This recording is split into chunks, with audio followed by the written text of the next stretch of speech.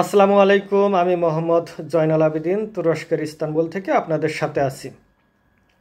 আজকে আমি একটি গুরুত্বপূর্ণ বিষয়ে আলোচনা করার জন্য আপনাদের সামনে উপস্থিত হয়েছি। বর্তমান সময়ে আন্তর্জাতিক রাজনীতিতে এবং বিশ্বের মিডিয়ায় যে বিষয়টি নিয়ে সবচেয়ে বেশি আলোচনা ও সমালোচনার ঝড় বয়ে যাচ্ছে তা হলো ইসরায়েল আবারও ইরানে হামলা করবে কিনা, যদি হামলা করে তাহলে কোন কারণে করবে, কোন সময়ে করবে এবং সেক্ষেত্রে ইরানের ভূমিকা বা কী হবে। ইরান কি ইসরায়েলের হামলা ঠেকিয়ে দিতে পারবে? ইরান কি প্রতিরোধ করতে পারবে? মাথা উঁচু করে দাঁড়াতে পারবে না মাথা নত করবে? আসুন সবাই মিলে এই প্রশ্নের উত্তর খুঁজি। আশা করি শেষ পর্যন্ত আপনাদের সবাইকে আমি আমার পাশেই পাব। বর্তমান সময়ের সবচেয়ে গুরুত্বপূর্ণ প্রশ্ন হলো ইসরায়েল আবারও ইরানে হামলা করবে কিনা। এই প্রশ্নের উত্তর খোঁজার জন্য আমাদের চলে যেতে হবে 13 জুন ইসরায়েল যে ইরানে অপারেশন রাইজিং লায়ন নামে অপারেশন শুরু করে তার আগের অবস্থায়। অর্থাৎ এই অপারেশন শুরু করার আগে ইসরায়েল ঠিক কোন কারণে, কোন অজুহাতে ইরানে হামলা করেছিল, কোন সুনির্দিষ্ট লক্ষ্য অর্জনের জন্য ইরানে হামলা করেছিল। আমরা যদি সেই লক্ষ্যগুলোকে, সেই কারণগুলোকে পুঙ্খানুপুঙ্খভাবে বিশ্লেষণ করতে পারি তাহলে বুঝতে পারবো যে ইসরায়েল আবারও ইরানে হামলা করবে কি করবে না। আপনাদের নিশ্চয়ই মনে আছে 13 জুন ইরানে হামলার আগে ইসরায়েলের পক্ষ থেকে দাবি করা হয়েছিল যে ইরান খুব দ্রুত পরমাণু অস্ত্র তৈরির সক্ষমতা অর্জন করতে যাচ্ছে। শুধু তাই নয়, ইসরায়েল এই দাবি করার আগে আন্তর্জাতিক আণবিক শক্তি সংস্থা IAEA একটি প্রতিবেদন প্রকাশ করে। সেই প্রতিবেদনে দাবি করা হয় যে ইরান আগের মতো এই সংস্থাকে সহযোগিতা করছে না। ইরান তাদের পরমাণু অস্ত্রীকরণ যে প্রক্রিয়া সেটা ত্বরান্বিত করছে। ইরান তাদের ইউরেনিয়াম সমৃদ্ধকরণের মাত্রা বৃদ্ধি করছে এবং যে কোনো মুহূর্তে ইরান পরমাণু অস্ত্র তৈরির সক্ষমতা অর্জন করতে পারে। মূলত IAEA এই প্রতিবেদন প্রকাশের পরেই ইসরায়েল এটিকে লুফে নেয় এবং ইরানে হামলার অজুহাত হিসাবে এটিকে একটি দলিল হিসাবে উপস্থাপন করে। ইসরায়েল দাবি করে যে ইরান যদি পরমাণু অস্ত্র তৈরি করতে পারে তাহলে সেটা হবে ইসরায়েল রাষ্ট্রের জন্য একটি থ্রেট, ইসরায়েলের স্বাধীনতা ও সার্বভৌমত্বের জন্য একটি হুমকি, মধ্যপ্রাচ্যে ইসরায়েলের যে আধিপত্য সেটা খর্ব হবে। এজন্য যে কোনো প্রক্রিয়ায়, যে কোনো মূল্যে ইরানের এই সক্ষমতাকে আমরা নস্যাৎ করে দিতে চাই, ধ্বংস করে দিতে চাই। এটা ছিল ইসরায়েলের অন্যতম প্রধান লক্ষ্য। ইসরায়েলের দ্বিতীয় যে লক্ষ্য ছিল তা হলো ইরানের বর্তমান যে শাসন ব্যবস্থা সেটাকে পরিবর্তন করা। ইসরায়েলের দাবি অনুযায়ী 1979 সালে ইরানে ইসলামী বিপ্লব ইমাম খোমেনির নেতৃত্বে সংগঠিত হওয়ার পরে ইরান ক্রমেই ইসরায়েলের জন্য থ্রেট হয়ে উঠছে।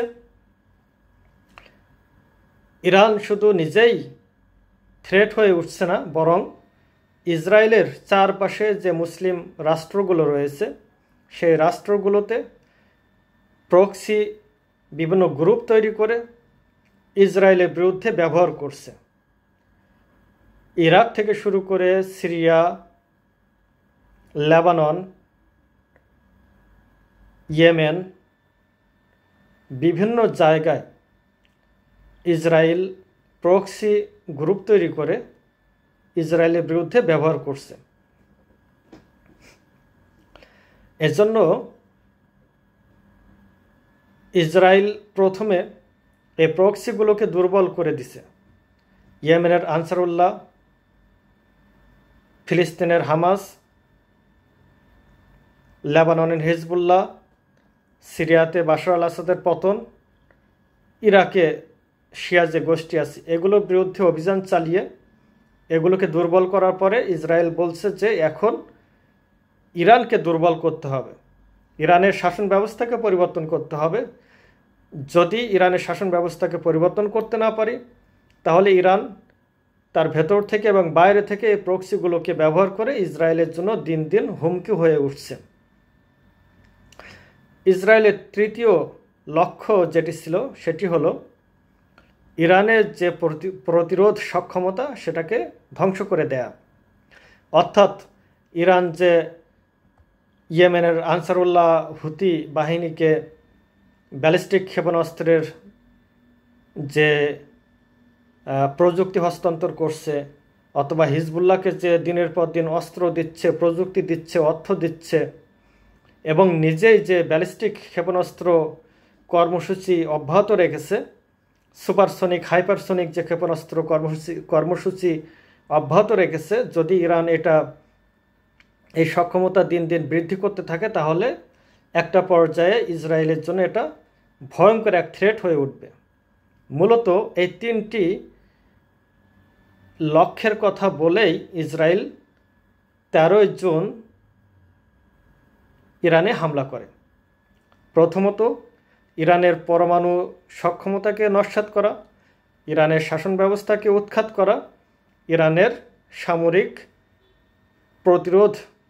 প্রতিরোধের যে সক্ষমতা সেটাকে ধ্বংস করে দেয়। এখন আসেন, ইসরায়েল এই তিনটি লক্ষ্যের কোনোটি অর্জন করতে পেরেছে কিনা। এখানেই আমাদের মূল প্রশ্নের উত্তর নিহিত। অর্থাৎ আপনি যদি কোনো কাজ, কোনো লক্ষ্য ও উদ্দেশ্য বাস্তবায়নের জন্য শুরু করেন এবং যদি লক্ষ্যে পৌঁছান তাহলে ওই কাজটি আর দ্বিতীয়বার করার প্রয়োজন হবে না। যদি আপনি লক্ষ্যে পৌঁছাতে ব্যর্থ হন, আপনি যদি মাঝপথে থেমে যেতে ব্যর্থ হন, তাহলে আপনাকে আবারও সক্ষমতা অর্জন করে সময় ও সুযোগের অপেক্ষায় থেকে আপনাকে আবারও শুরু করতে হবে। ঠিক ইসরায়েল সে কাজটাই করতে যাচ্ছে। ইসরায়েল যখন 13 জুন ইরানে হামলা করে, হামলার শুরুতেই ইরানের মধ্য থেকে গুপ্ত হত্যার মাধ্যমে, গুপ্ত হামলার মাধ্যমে এবং ইরানের বাইরে থেকে ব্যাপক আকাশ হামলার মাধ্যমে, বিমান হামলার মাধ্যমে ইরানের সামরিক সক্ষমতাকে প্রাথমিকভাবে বড় একটা ধাক্কা দিতে সক্ষম হয়। ইরানের গুরুত্বপূর্ণ সামরিক জেনারেলদের এবং পরমাণু বিজ্ঞানীদের হত্যা করতে সক্ষম হয়, গুরুত্বপূর্ণ পরমাণু স্থাপনায় হামলা করতে সক্ষম হয়। এর মাধ্যমে ইসরায়েল মনে করেছিল যে তারা ইরানের পরমাণু সক্ষমতাকে ধ্বংস করে দিতে সক্ষম হয়েছে। কিন্তু 24 ঘন্টা পার হতে না হতেই ইরান নিজেকে গুছিয়ে নিয়ে পাল্টা প্রতিরোধ গড়ে তুলতে সক্ষম হয়। ইরান যে সামরিক অফিসারদেরকে হারায় তাদের স্থানে নতুনদেরকে নিয়োগ দেয় এবং ইরানের যে পরমাণু বিজ্ঞানীদের হত্যা করা হয়েছে তার বাইরে শত শত পরমাণু বিজ্ঞানী ইরানে রয়েছে এবং যে পরমাণু প্রযুক্তি, যে পরমাণু অস্ত্র তৈরির যে সক্ষমতা, প্রযুক্তিগত যে দক্ষতা, এটা ইরানের নিজস্ব অর্জন। বাইরের কোনো রাষ্ট্র যে ইরানের হয়ে সেখানে এই কাজ করতেছিল না। ইরানের নিজস্ব প্রযুক্তিতে, নিজস্ব জনবল দিয়ে ইরান এই কাজটি করতেছে। কাজেই মাত্র কয়েকজন পরমাণু বিজ্ঞানীকে হত্যা করে এবং পরমাণু স্থাপনার আংশিক ক্ষতি সাধন করে ইরানকে পরমাণু অস্ত্র তৈরির পথ থেকে বিরত রাখা যাবে না, এটা ইসরায়েল খুব অল্প সময়ের মধ্যে বুঝতে পারে। এজন্য যুদ্ধ শুরু হওয়ার কয়েকদিনের মধ্যে ইসরায়েল আমেরিকাকে অনুরোধ করে যে আসো, আমি যে যুদ্ধ শুরু করছি তুমি সেটি শেষ করো, অসম্পন্ন মিশন তুমি সম্পূর্ণ করো।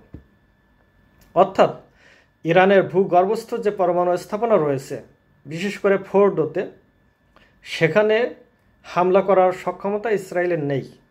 গোটা বিশ্বে শুধুমাত্র আমেরিকার সেই সক্ষমতা রয়েছে। সর্বশেষ আমেরিকা কি করল? আমেরিকা 23শে জুন বিখ্যাত B-2 বোমারু বিমান দিয়ে ইরানের ফোর্ডো সহ ইস্পাহান, নাতানজ, অন্যান্য পরমাণু স্থাপনায় আমেরিকা হামলা করল। হামলা করার পরে ট্রাম্প দাবি করল যে ইরানের পরমাণু সক্ষমতাকে আমরা ধ্বংস করে দিতে সক্ষম হয়েছি। তাহলে এটি ছিল ইসরায়েলের প্রথম লক্ষ্য। আমরা আসি ইসরায়েলের দ্বিতীয় লক্ষ্যে। ইসরায়েলের দ্বিতীয় লক্ষ্য ছিল যে ইরানের শাসন ব্যবস্থাকে পরিবর্তন করে সেখানে তাদের অনুগত একটি সরকার প্রতিষ্ঠিত করা। আমরা দেখেছি যে ইসরায়েল সেটিও বাস্তবায়ন করতে সক্ষম হয়নি। ইসরায়েল মনে করেছিল যে ইরানের গুরুত্বপূর্ণ স্থাপনায় হামলা করে ইরানের অর্থনৈতিক যে কাঠামো রয়েছে সেগুলো ধ্বংস করে জনগণকে এই প্রশাসনের বিরুদ্ধে, এই সরকারের বিরুদ্ধে খেপিয়ে তুলে তাদেরকে রাস্তায় নামানো যাবে। কিন্তু যুদ্ধ শুরু হওয়ার পরে এর সম্পূর্ণ বিপরীত চিত্র আমরা দেখতে পেলাম। যারা এতদিন সরকারের সমালোচনা করতেছিল তারাও সরকারের পক্ষে রাস্তায় নামলো এবং তাদের বক্তব্য ছিল যে আমরা এই সরকারের পরিবর্তন চাই, কিন্তু বহির শক্তির হস্তক্ষেপের মাধ্যমে নয়। কারণ তারা দেখেছে যে Iraq, Syria, Afghanistan, Libya, Yemen, এই দেশগুলোতে বহির শক্তির হস্তক্ষেপের মাধ্যমে সরকার পরিবর্তনের ফলে সেখানে কী ধরনের অরাজকতার সৃষ্টি হয়েছে, সেখানে কী ধরনের অরাজক পরিস্থিতির সৃষ্টি হয়েছে। এই অভিজ্ঞতা এখনও তাজা, তাদের সামনে এখনও তাজা, যে কারণে তারা বহির শক্তির হস্তক্ষেপের মাধ্যমে সরকার পরিবর্তনের পক্ষে না যে তারা সরাসরি বর্তমান সরকারকে সমর্থন দিয়ে তারা রাস্তায় নেমেছে। লক্ষ লক্ষ মানুষ, হাজার হাজার মানুষ রাস্তায় নেমেছে এবং ইরানি সরকার যুদ্ধের শুরুতে যে দুর্বলতা প্রদর্শন করেছিল, অল্প সময়ের মধ্যে নিজেদেরকে গুছিয়ে নিয়ে তারা বহির্বিশ্বকে এই বার্তা দিতে সক্ষম হয়েছে যে না, আমরা ঐক্যবদ্ধ আছি, আমরা মাথা নত করব না। সুতরাং ইসরায়েলের দ্বিতীয় যে লক্ষ্য ছিল যে ইরানের শাসন ব্যবস্থাকে পরিবর্তন করা, সেটিও সফল হয়নি। ইসরায়েলের 3 নম্বর যে লক্ষ্য ছিল সেটি হচ্ছে যে ইরানের সামরিক, বিশেষ করে যে ক্ষেপণাস্ত্র কর্মসূচি রয়েছে, ইরানের যে ক্ষেপণাস্ত্র সক্ষমতা রয়েছে, এটাকে নস্যাৎ করে দেয়া, এটাকে ধ্বংস করে দেয়া। ইরানের সাথে যেহেতু ইসরায়েলের কোনো সীমান্ত নেই সরাসরি, ইরানের সাথে ইসরায়েলের কোনো সংঘাত হলে, কোনো যুদ্ধ হলে ইরান ব্যালিস্টিক ক্ষেপণাস্ত্রের মাধ্যমে অথবা ড্রোনের মাধ্যমে হামলা করতে বাধ্য। সুতরাং ইসরায়েল যদি ইরানের এই ক্ষেপণাস্ত্র কর্মসূচিকে বাধাগ্রস্ত করতে পারে, নস্যাৎ করে দিতে পারে, ক্ষেপণাস্ত্র ছোড়ার যে প্ল্যাটফর্মগুলো রয়েছে সেগুলো যদি ধ্বংস করতে পারে, ক্ষেপণাস্ত্র কর্মসূচির সাথে জড়িত যে বিজ্ঞানীরা রয়েছে তাদেরকে যদি হত্যা করতে পারে, যে ফ্যাসিলিটিসগুলো রয়েছে, যে কারখানাগুলো রয়েছে সেগুলো যদি ধ্বংস করতে পারে, তাহলে ইরানের পক্ষ থেকে আর কোনো থ্রেট থাকবে না। এবং যুদ্ধের শুরুতে ইসরায়েল সেটি করেছিল। যুদ্ধের শুরুতে ইসরায়েল ইরানের এই যে গুরুত্বপূর্ণ স্থাপনায় হামলা করে ইরানকে থমকে দিয়েছিল। ইরানকে মোটামুটি একটা গুরুত্বপূর্ণ একটা বার্তা দিতে পেরেছিল যে আমি তোমার এই সক্ষমতাকে মোটা দাগে ধ্বংস করছি। কিন্তু আশ্চর্যের বিষয় হলো যুদ্ধ শুরুর 24 ঘন্টা পরে ইরান কিন্তু নিজেকে গুছিয়ে নিয়ে ইরানের সব ক্ষেপণাস্ত্র, সব প্ল্যাটফর্ম তার ভূপৃষ্ঠের উপরে থাকে না, বেশিরভাগ হচ্ছে যে ভূগর্ভস্থ ট্যানেলে থাকে। তো যখন উপরেরগুলো ধ্বংস হয়ে গেছে, ইরান তখন ভূগর্ভস্থ ট্যানেলগুলো থেকে সেগুলো বের করে নিয়ে আসলো এবং ইসরায়েলের দিকে একের পর এক ক্ষেপণাস্ত্র ছুটতে লাগলো। এবং ক্ষেপণাস্ত্রগুলোর গতি এবং ধ্বংসের সক্ষমতা এত বেশি যে ইসরায়েল রাষ্ট্র প্রতিষ্ঠার পরে আজ পর্যন্ত ইসরায়েলের মূল ভূখণ্ডে কেউ এত মারাত্মক হামলা করতে সক্ষম হয়নি।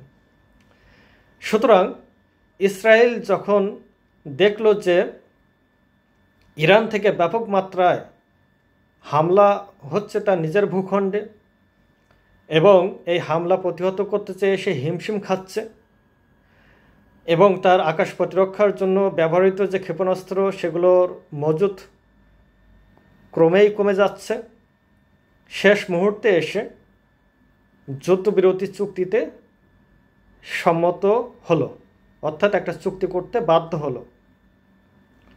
কিন্তু তার অর্থ এই নয় যে ইসরায়েল আর কখনো ইরানে হামলা করবে না। এই যুদ্ধে ইসরায়েল ইরানের সামরিক, অর্থনৈতিক সক্ষমতার বড় একটা অংশকে ধ্বংস করতে সক্ষম হয়েছে। কিন্তু এটাও সত্য যে ইরান মাথা উঁচু করে দাঁড়িয়ে আছে। ইসরায়েলের নজিরবিহীন হামলা করতে সক্ষম হয়েছে এবং ইরানের হাতে ঠিক কী পরিমাণে ক্ষেপণাস্ত্র মজুত রয়েছে ইসরায়েল নিজেও জানে না। যুদ্ধ শুরু হওয়ার আগে একরকম বলছিল, মাঝপথে আর একরকম বলছে, যুদ্ধ শেষে আর একরকম বলছে। অর্থাৎ ইরানের হাতে নাকি এখনো হাজার হাজার ক্ষেপণাস্ত্র রয়েছে। তো ইরান এই যুদ্ধের পরে আইএইএর সাথে সব ধরনের সম্পর্ক স্থগিত করছে এবং ইরানের পররাষ্ট্রমন্ত্রী আব্বাস আরাকচি তিনি বলেছেন যে পরমাণু কর্মসূচি শান্তিপূর্ণভাবে চালানো এটা আমাদের জাতিগত অধিকার, আমরা এটা থেকে পিছু হটব না। এবং ইরান জানতো যে হামলা হবে, এজন্য 400 কেজি উচ্চমাত্রায় সমৃদ্ধকরণ ইউরেনিয়াম তারা সরিয়ে নিরাপদ স্থানে নিয়ে গিয়েছিল এবং পেন্টাগন সহ বেশ কিছু গোয়েন্দা সংস্থার বরাতে জানা যাচ্ছে যে ইরানের পরমাণু সক্ষমতা কয়েক মাসের জন্য অথবা 1 থেকে 2 বছরের জন্য পিছিয়ে গেলেও আবার পূর্ণমাত্রায় শুরু করার সক্ষমতা ইরানের রয়েছে। ইরানের সরকার ব্যবস্থা টিকে আছে, জনগণ আগের চেয়ে ঐক্যবদ্ধ। সুতরাং ইসরায়েল যে লক্ষ্য উদ্দেশ্য নিয়ে ইরানে হামলা করেছিল তা একটিও অর্জন করতে পারেনি। এজন্য সম্প্রতি ইসরায়েলের মন্ত্রী ইসরায়েল কাটস সে বলেছে যে আমরা আবারও যে কোনো মুহূর্তে ইরানে হামলা করব এবং এইবার যাতে আর আমেরিকাকে না ডাকা লাগে, ইসরায়েল যাতে নিজেই ইরানের ভূগর্ভস্থ যে স্থাপনাগুলো রয়েছে সেখানে হামলা করতে পারে, এজন্য আমেরিকার কাছে B-2 বোমারু বিমান চেয়েছে। যে বিমান আজ পর্যন্ত আমেরিকা বিশ্বের কোনো দেশের কাছে দেয়নি, কোনো দেশের কাছে বিক্রি করেনি। মার্কিন পার্লামেন্টে একটি প্রস্তাব উত্থাপিত হয়েছে, যে প্রস্তাবে ইসরায়েলকে B-2 বোমারু বিমান বিক্রির কথা বলা হয়েছে এবং বিগত কয়েকদিন ধরে আমেরিকা থেকে ইসরায়েলে ক্রমাগত কার্গো বিমান আসতেছে। এই কার্গো বিমানগুলোতে অস্ত্র বহন করা হচ্ছে। অর্থাৎ 12 দিনের যুদ্ধে ইসরায়েলের যে ক্ষয়ক্ষতি হয়েছে, ইসরায়েলের আকাশ প্রতিরক্ষা ব্যবস্থার জন্য যে ক্ষেপণাস্ত্রের প্রয়োজন, সেগুলো আবার আমেরিকা থেকে নিয়ে আসছে। সুতরাং এই প্রস্তুতি যখন সম্পন্ন হয়ে যাবে, তখন ইসরায়েল আবারও ইরানে হামলা করবে। আসি আমাদের সর্বশেষ প্রশ্নে। ইসরায়েল যদি ইরানে হামলা করে, তাহলে ইরান কি করবে? ইরানকে হাত পা গুটিয়ে বসে থাকবে, না প্রতিরোধ গড়ে তুলবে? ইরান অবশ্য এরই মধ্যে চেষ্টা করতেছে। ইরান বুঝতে পারছে যে তাদের আকাশ প্রতিরক্ষা ব্যবস্থা দুর্বল, তাদের বিমান বাহিনী তো নেই বললেই চলে। তো এই দুইটা দিক দিয়ে তারা এই ঘাটতিগুলো পূরণের চেষ্টা করতেছে।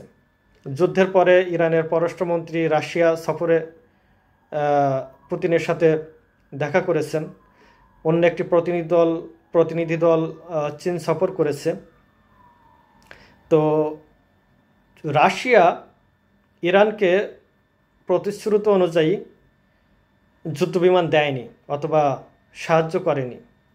চীন থেকে যুদ্ধবিমান নেওয়ার জন্য চেষ্টা করতেছে ইরান।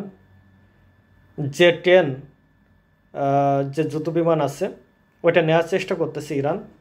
সম্ভবত আকাশ প্রতিরক্ষা ব্যবস্থার ব্যাপারেও কথা হচ্ছে, কিন্তু এটা 2-1 দিনের ব্যাপার না। এটার জন্য অনেক সময়ের প্রয়োজন, অন্তত বেশ কয়েক মাস সময়ের প্রয়োজন, যদি দুই দেশ সম্মত হয়। এখনো পর্যন্ত কোনো চুক্তি হয়নি দুই দেশের মধ্যে।